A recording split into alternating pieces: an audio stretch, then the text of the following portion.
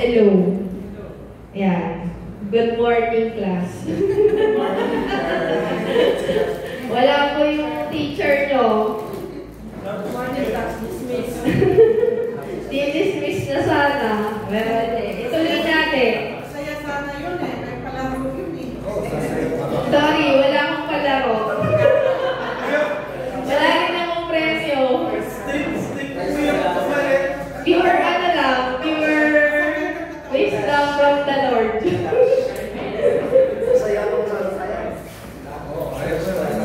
Pero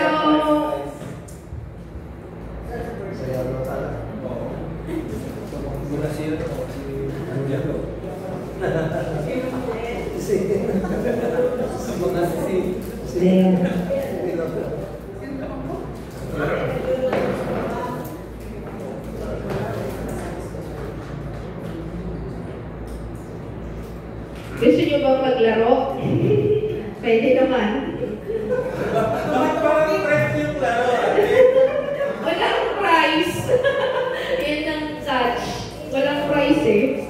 Mapapagod na. Hindi. Pero ayan, sige. Bago tayo magsimula, mag-pray muna tayo. Lord, salamat po sa time na ito na pinagkaloob niyo po sa amin na makapag-aral niyo sa salita. Lord, tago niyo po kasi yung lugaran kayo po maging mouthpiece, Panginoon. At kung ano po yung pag-aaralan namin today, kayo po ang may taas at marami po kami matutunan at maintindihan about kung ano po gusto niyo pong makapag-aaralan namin ngayon po. Maraming salamat po. Give us knowledge and wisdom and understanding and may we apply it in our daily lives. In Jesus' name we pray. Amen. Okay, ang topic dapat ni Jari ay leaders direct their home well. So, medyo relatable naman siya. Pero, yung mga susunod na ano nito, hindi relatable sa akin eh. Pang mag-asawa eh. Pero ngayon, i-ano natin na medyo relatable din sa single. Ayan. Kasi lahat naman tayo, we are called to be leaders eh. Di ba? We are called to be disciples of God. So, pag sinabing disciple ka, leader ka. So, paano natin i-incorporate yun sa ating buhay? So, simulan muna natin, ihuhuli ko na lang yung sa personal take ko. So, dito muna tayo sa dapat i-share ni Teacher Jara. Okay, next ate. Sabi leader director, pero yung leader natin, not feeling well. Yung leader not feeling well. Okay, so una, para sa inyo to. Sa inyo. A leader must not have a polygamous or promiscuous marriage. So, a leader must not have a polygamous or promiscuous marriage. Therefore, sabi sa Timothy 3 verse 2, therefore, an overseer must be above reproach, the husband of one wife, sober-minded, self-controlled, respectable, hospitable, and able to teach. Sabi sa 1 Timothy 3 verse 2. So, ano naman po yan, di ba? It explains itself. So, dinesign talaga tayo ni Lord to have one partner lang. Hindi pwedeng many partners. Kasi, pag sinabi ni Lord na a man and a woman together with one flesh, hindi pwedeng two flesh or three flesh. So, one flesh lang. So, marami din po kasing mga benefits kapag together na i-ano natin yung pagiging leader natin sa Panginoon. So, dito, ini-state sa 1 Timothy 3 verse 2 na ang husband ay with of one wife lang. So, lahat ba nag-agree? Amen. So, next slide. So, in 1 Timothy 3 verse 2, Paul that a church leader, specifically an overseer or elder, must be the husband of one wife. The original Greek phrase is Bias Gunaikos Andra, which literally means a one-woman man. Here are the main reasons this standard was given. Number one, to model faithfulness and integrity. So number one yon. Early Christian leaders were expected to reflect Christ's character. A leader who is faithful to one wife shows self-control, commitment, and integrity, qualities essential for shepherding God's people. So, makikita dito yung fruit of the Spirit, di ba? So, faithfulness and integrity, self-control. Anong pinakauna bang characteristic ng love sa base sa Bible? Love is patient and kind. So, kapag patient and kind ka, nakaakibat doon yung faithfulness and integrity. So, number two, to correct cultural problems in the early church. During Paul's time, these issues were common. Polygamy, adultery, divorce, and remarriage cycles, men keeping concubines. Pero hanggang ngayon pa rin naman, problem pa rin to ng mundo, di ba? Paul wanted leaders to be morally above reproach, so the church would not be associated with these practices. Bakit? Bakit yung mga ganito ay inaano ng enemy sa atin, yung pagiging polygamous, adultery? Bakit niya dinuduktok sa mga tao, especially nagdo-double time siya sa mga Kristiyano na mismo, sa mga nakakilala na sa Panginoon. Doon talaga pinagpipilitan ng enemy na masira ang isang leader or ang isang family due to these mga issues. Kasi umpisa pa lang, base sa sa pag-aaral ko, in my opinion, kasi doon unang-una pa lang, doon na bait ng kaaway, or doon na revise yung thinking na sinabi ni Satan kay Eve, di ba? So umpisa pa lang, doon na niya inano yung kaaway sa integrity and faithfulness. Doon na inano ni Satan si Eve. Doon na niya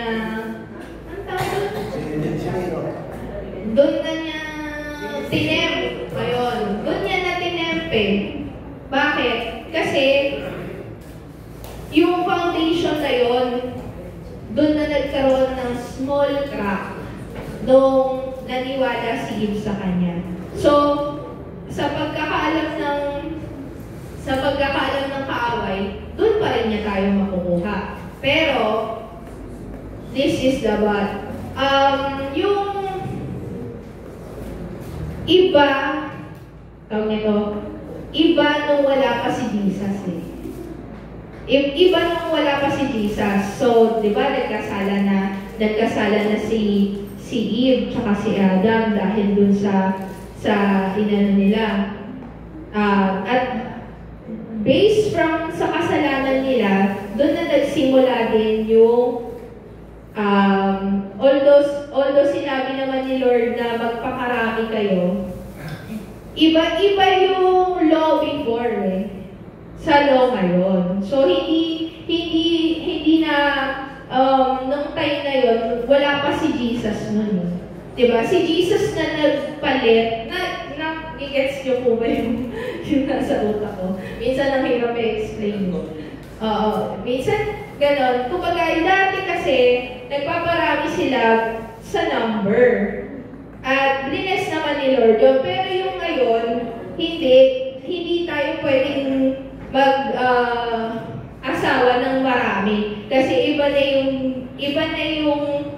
yung law na binigay na ni Jesus. Ibig sabihin, si Jesus na mismo yung mamahalin natin. And kapag sinabi niya na one flesh lang, mag-aabay tayo sa ano niya, sa command niya sa atin. So next, number 3, to ensure the stability in family leadership, church leaders were expected to manage their homes well. So, having one wife meant less conflict and divided attention, a stable household, a consistent example to the church. If a leader could not manage his own household, Paul said he could not manage God's church. So, and number 4, to symbolize Christ's relationship with the church. So, dito ko na gustong i-emphasize yun dito sa number 4. To symbolize Christ's relationship with the church, marriage reflects Christ's covenant with His people, one Savior, one bride, the church. A leader with one wife mirrors this unity and covenant faithfulness. So, nagigets niyo po ba? So, yon. Next. Ayan. Yan may last. Ayan. So, does it mean a leader must be married? So, not necessarily. It doesn't say must have a wife, but must have one woman man. The emphasis is faithfulness, not marital status. So, does it forbid remarriage after a spouse dies? Most Bible scholars says this verse does not forbid widowers from remarrying it. Simply forbids polygamy, serial unfaithfulness, and immoral lifestyle. So, last na yun natin, no? Yes. And in summary, Paul required church leaders to have a sexual purity, marital faithfulness, and a blameless reputation because leaders set the example for the rest of the church. So, isang magandang example naman po talaga kapag may strong foundation, leaders natin, lalo na kapag they are married, na matetest yung fruits of the Spirit natin, pati yung faithfulness and integrity, base sa relationship din na nagre-represent ng pagmamahal ni Christ sa church. So next, paano naman kami? So, hirap na hirap ako mag-explain eh. Hindi ko maintindihan yan din. So, ngayon naman, how a single person can present leaders in their home well. So, yung iba naman, number 1, redefine home beyond the traditional family. So, ang home natin is the first place God calls us to be faithful. So, ano po ba yung basic unit of society? Family, di ba? Pinaka-basic unit of society. So, doon din po nagsisimula, the home is the first place God calls us to be faithful. So, unang-una, katulad ko, with parents, with siblings, with relatives, or kahit mag-isa ka, or in a shared space. So, a single person can say, before we lead anyone outside, God calls us to lead ourselves and our personal environment well. So, doon naman binibless ni Lord eh. If you can lead yourself to God, if you can surrender yourself to God, how much more yung surrender mo kapag married na kayo. So, ganun din yun. So, times 2 yung surrender kay Lord. If you are married. So, number 2, emphasize self-leadership. A single person can highlight one of the most overlooked biblical truths. If you can lead yourself well, you can lead others well. So, yun. self-explanatory din yun.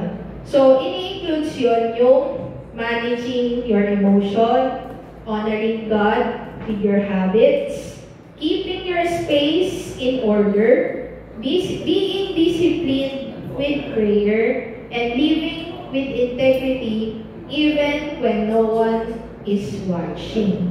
So, tama po yun, no?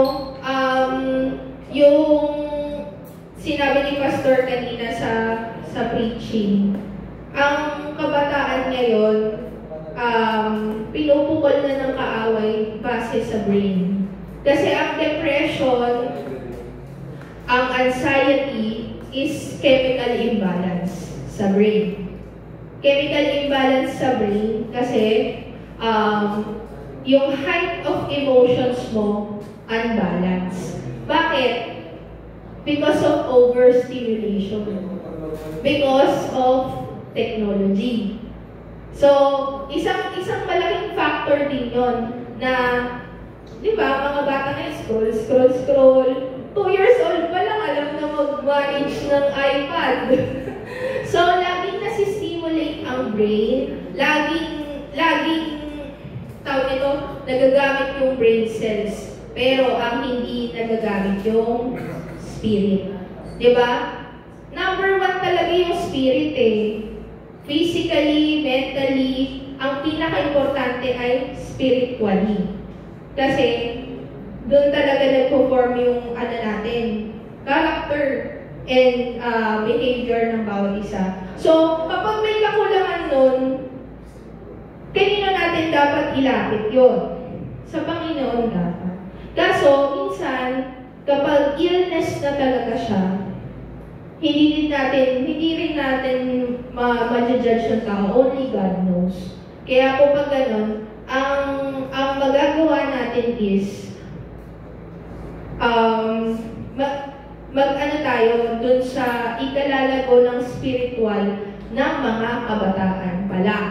From kabataan pa lang, maging parte na tayo sa ikalalago ng spiritualidad nila. Hindi lang yung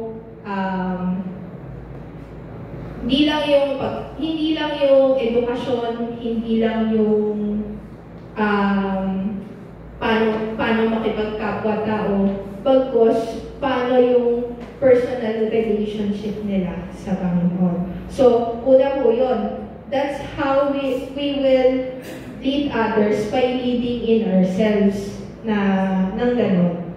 So, honoring God with our habits, keeping space in order. Alam niyo po ba, ang bukod sa prayer, ang isang task na magagawa natin to regulate our mind sa umaga. Alam niyo po ba kung ano? Yung pagliligpit ng hiligaan. Isa po yan sa task natin na makapagre-regulate ng mind and heart. So, fact po yun. So, bukod sa prayer bukod sa prayer. Kasi nare-regulate natin yung, pag prayer, nare-regulate yung spiritualidad natin, yung natin yung kay Lord. Pangalawa, physically, yung pag-aayos ng hinigaan. So, pag yun ay nahabit natin, buhat ng bata pa tayo, malaking tulong din po siya sa atin. Kaya yung mga bata ngayon, tamad na mag-ayos ng hinigaan. So, dapat ma-incorporate yun sa mga bata. So, sabi dito, Paul taught that leaders must manage their household well, and that begins with managing their servants. So, kaya sinabi ko po yung isang fact na yun. Scientifically proven po yun.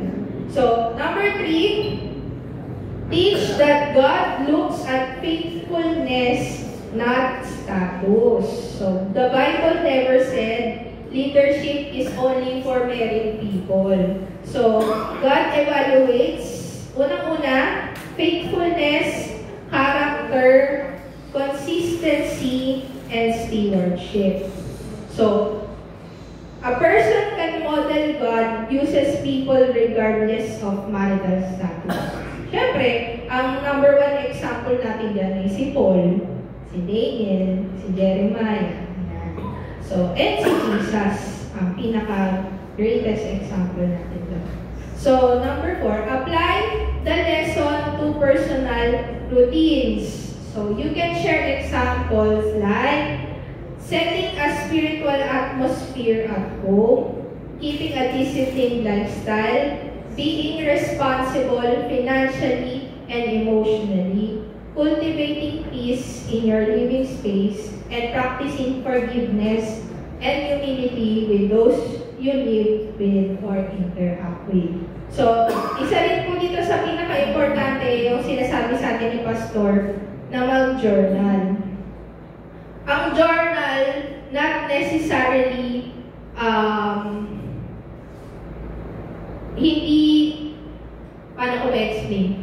Hindi siya necessarily read or write lang. Ibig sabihin nun, kailangan comprehensive siya. So, naiintindihan mo siya. Kumbaga, nakikipag-wrestle ka kay God.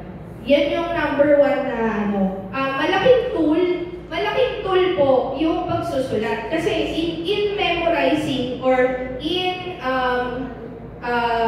comprehending, malaking tulong po ang read and write. Pero, kung nagre-read tayo, nagre-write, hindi naman natin naiintindihan, wala rin. So, kailangan yung comprehension natin, yung willingness natin to learn more about God, yun po yung nagmamatter. Yun po yung nagmamatter sa journal.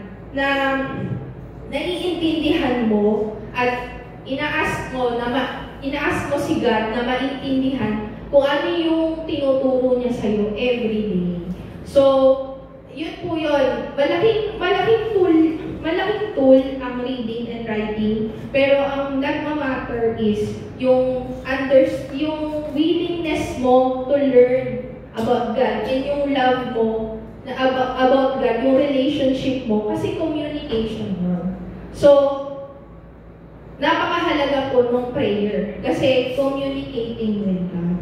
So, yun. Hindi ko po sinasabing mali yung sinasabi ko, it's a great tool, pero ang pinaka-nagmamatter is yung relationship mo kay God na naiintindihan mo siya, yung genuine na pagmamahal mo sa Panginoon.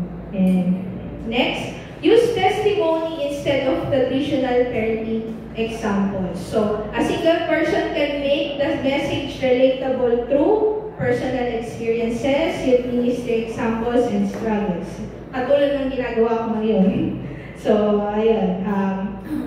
Ang pagiging leader, dapat nakikita din yung identity ni Christ.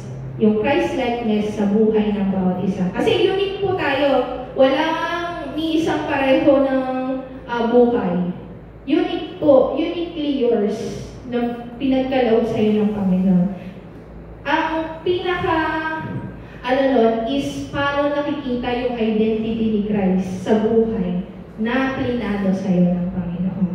So next, connect it to the future preparation. Explain that leading yourself well today prepares you for future ministries, future leadership roles, future family, and future responsibilities, and future influence. So faithfulness now is training ground for whatever God wants to give us later. Kahit ano pong plano ng Panginoon sa atin, isang malaking training ground para sa atin ay yung pagiging faithful natin sa Panginoon. Kasi unang-una pa lang, siya ang naging faithful sa atin. So, binabalik natin yung pagmamahal na yun, resulta yun ng yung pagiging faithful natin sa Panginoon, resulta yun ng pagmamahal natin sa Panginoon. Dahil, unang-una pa lang, minahal niya na tayo. Okay? So, in conclusion, leading well always begins at home. Whether we live alone, with family, or married, or in a busy household, God calls each of us to steward our personal life with excellence. A well-led home reflects a well-led heart. When we practice discipline, create an atmosphere of peace, show love to the people around us, and walk in obedience to God daily, we develop the kind of character that honors Him. The home is our first ministry. And when we learn to live ourselves well, our habits, our attitudes, our responsibilities, we are preparing ourselves for greater responsibilities in the future. So true leadership is not about titles or status, it is about faithfulness. When we manage the small things God has placed in our hands, He can trust us with bigger ones. So, may we all commit, single or married, to lead our homes with wisdom, humility, and a heart that serves God above all. Amen. Amen. So, meron po kayong insight about sa married couple naman. Papa.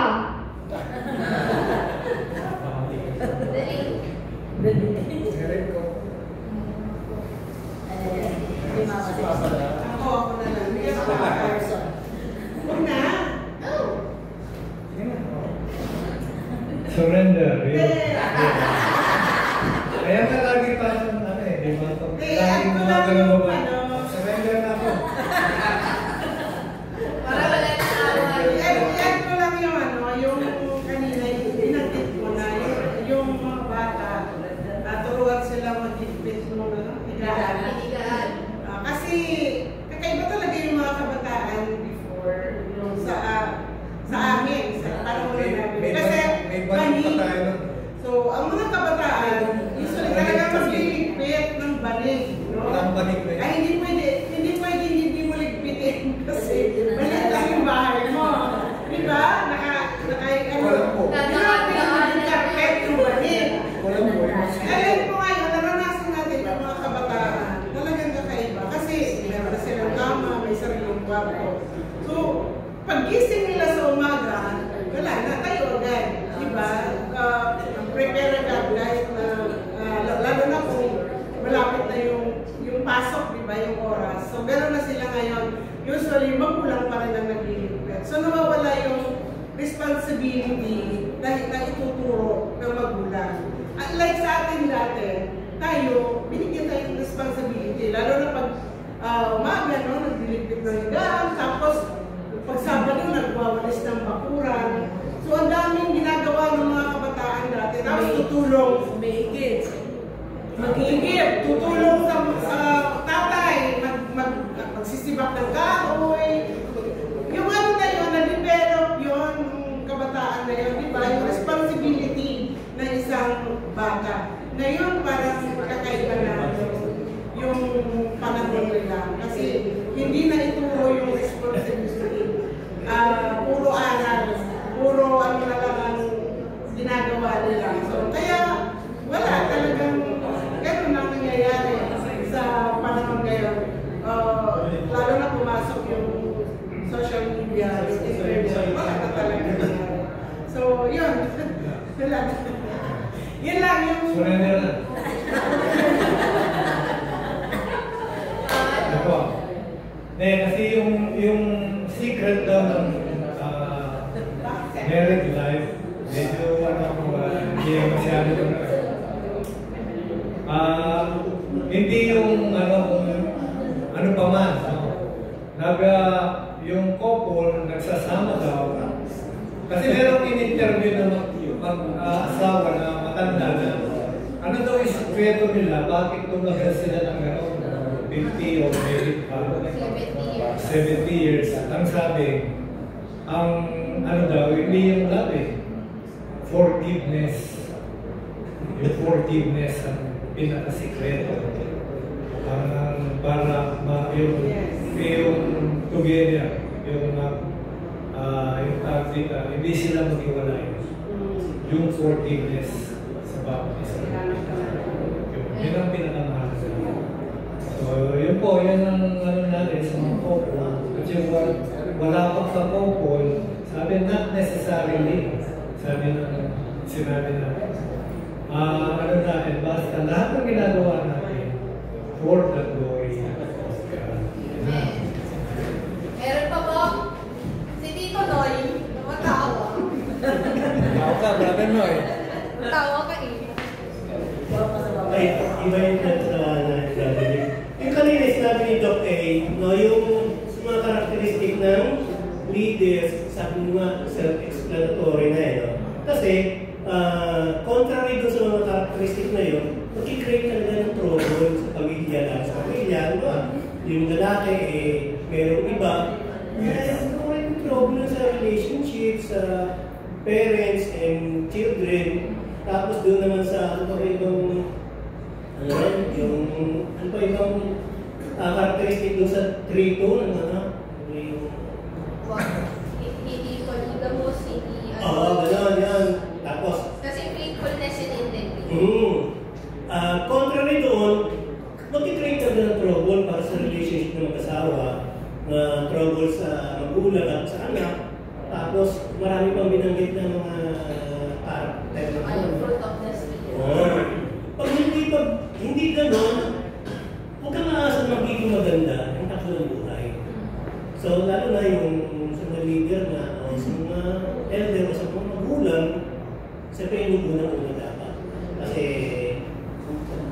pag wala yun, umasa talaga, trouble talaga ang pupunta.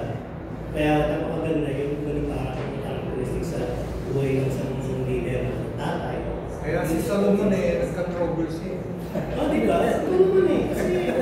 Si ano, Tita Nilda. Wala doon. Si Solomon nagka-trouble. Basta takot ka lang. Share mo sa akin. Hello, hindi naman yun, di ba, ano natin ngayon yung couple. Single mother na. Single na siya. Pero kahit... Available. Kahit, hindi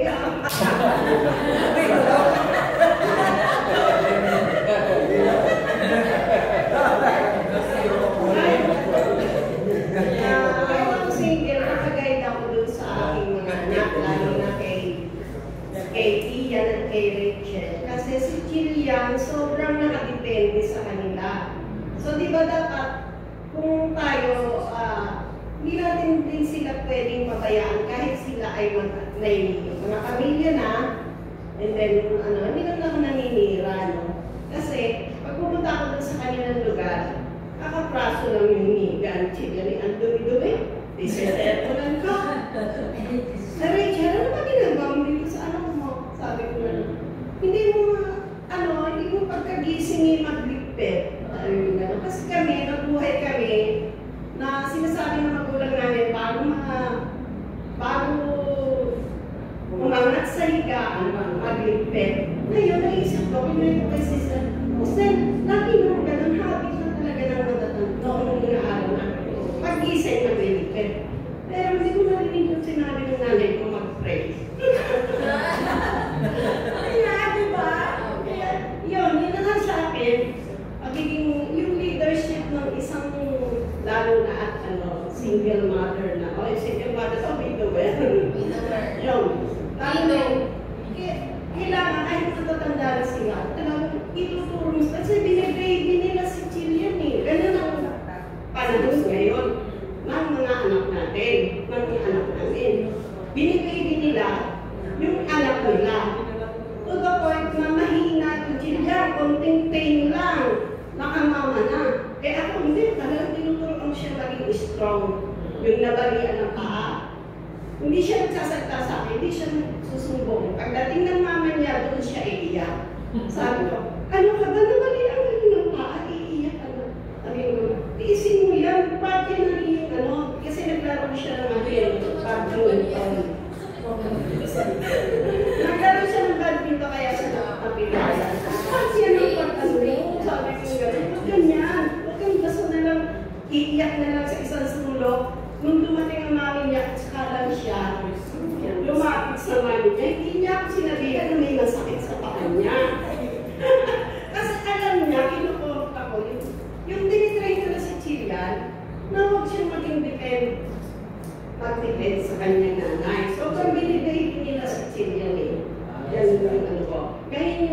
na-obserbahan ko sa kanila. Kay Gretel, ganun din. Hindi ko naman masasabing chinichismis yung mga ano ko. Pero nakikita ko yung mga pagkukulang nila. Tapos discipline din. Mahirap disiplinahin na si Gretel. Sa totoo lang. Yun na lang ang totoo ang mga palik-palik. Mga ano. Ano po, parang nakakatakot pala dito eh. Puro mga ano eh, name dropping ano. Kaya mahirap ang kamali. Kaya nga ano po yung mga ano po napapansin niyo? Yung based sa experience ko, ang danger doon sa married couple na ang babae ang strong sa pamamahay, ang tendency is nakakapit ang mga bata. So ang mga lalaki is nagiging ang foundation nila is nagiging weak just because ang strong sa bahay is mga babae. And that is the malaking problema sa society ngayon, sa mga kalalakihan. So, let us continue to pray na ang mga lalaki natin mag-stand firm as a leader sa mga pamamahay nila. Kasi pag ang babae ang malakas ang tendency, ang mga anak ng mga lalaki mahihina. Ayun lang po.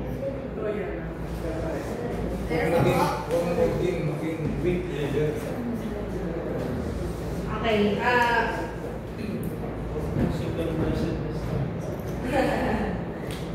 so yun, may wisdom po sa pakikinig sa elder. Yun lang din po masasabi ko. Sa pag-discipline, pinaka-effective is yung makinig tayo kahit na ano yung parang armalite sa atin. Pero there is wisdom in listening, especially to the elders. So yun po yung sinasabi namin sa mga bata ngayon, na you listen to the elders because you will have wisdom. Kasi yung wisdom na yun, nagkakam din yun from fearing the Lord. Kasi diba, the fear of the Lord is the beginning of wisdom. Kasi na-experience ng old generation yun eh. So, base sa, kaya iba rin yung talagang nakikinig sa mga kamalian ng iba at hindi niya na ginagawa kaysa yung natutunan niya na siya mismo yung nagkamali.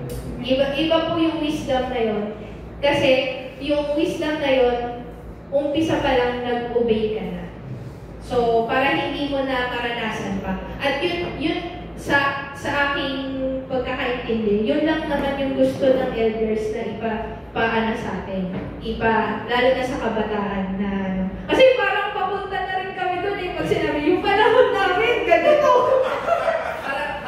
Parang dati, ganun sila mama. Tapos ngayon, kami na yung nagkaganon.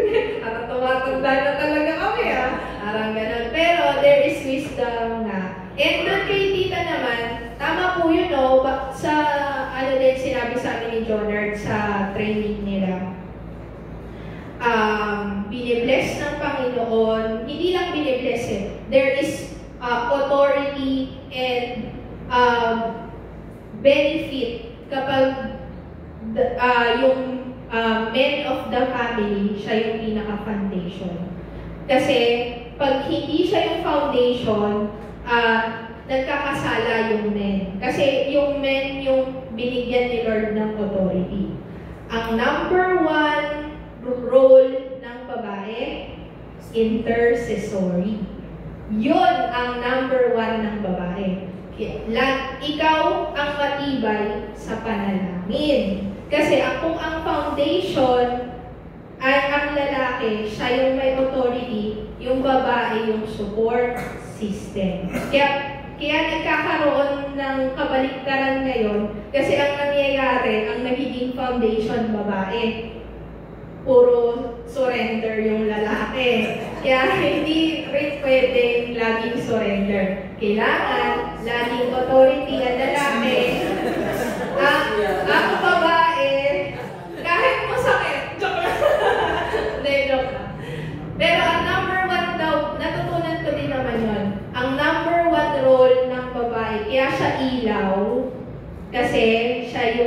support system. Siya yung gabay lang. Dapat may Siya ang panalangin. Bakit may violent reaction? Ano? Kailan may poste, pero yung ilaw, hindi makikita yung kung walang poste. Okay, happy yun. So, ayan. Yun lang po yung Sunday school natin. Yung babae mag-iila, pero yung lalaki maghawa. Kasi siya nga yung authority, siya yung foundation. Kaya sa mga babae, hawakan mo! Ganon. Okay, bago tayo magmaisan, mag-pray muna tayo. Okay, Lord, salamat po Panginoon sa napag-aralan namin today on how to become a leader, an effective leader of God, na nagsisimula yun sa aming mga pamilya, sa aming mga sarili. Lord, tulungan niyo po kami na may apply ito sa buhay namin, sa pang-araw-araw. And we also pray for our this week, Lord God, kayo po Panginoon na maggabay sa amin, give us knowledge and wisdom, sa mga trabaho, sa pag-aaral, sa lahat ng po ng gagawin namin. Protect us, Lord, and we thank you for your blessings sa amin, especially financial provision, Panginoon, and healing sa mga may sakit. Maraming salamat po. We offer to you our lives, and sa pag-uwi namin, cover us with the most precious blood. In Jesus' name we pray. Amen. Happy Sunday! Naiitawid ang Sunday school. Bless your life. You don't live God hold your life. Hindi pa tapos.